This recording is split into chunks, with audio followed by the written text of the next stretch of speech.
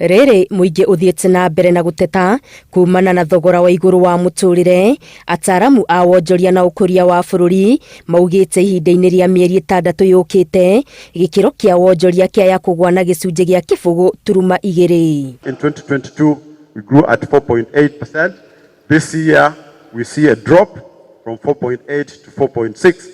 Next year we are likely to see a slight increment to 5.1, but that will depend on certain things happening. Kwambatĩra gwa thogora wa mũtũrĩre, kwambatĩrio kwa magoti na kwambatĩrio kwa njoherera cia ngombo nĩ mamwe ma marĩa makuruhanĩtio na gũtirũka gũkũ. Riboti-inĩ ĩrĩa ĩrutĩtwo nĩ kambuni ya ũthuthuria wa wonjoria ya Metropol yugĩte matua mamwe ma thirikari, ngombo cia bũrũri na kwambatĩra kwa indo citiganĩte cia mũthingi ta thitima na maguta nĩ makunderetie mĩeke ya gũkũra gwa biacara cia aigithia kĩũmbe na oho kũhatĩrĩria ciringi ya Kenya thoko-inĩ ya kĩbũrũri ya mbeca.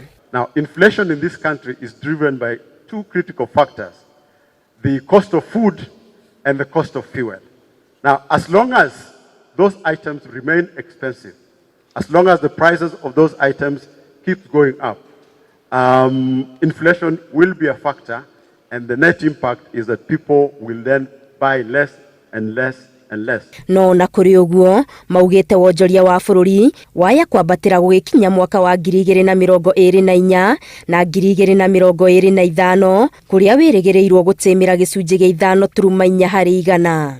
Gĩkĩro Inooro TV, Geto wa Maria wa Mũigana.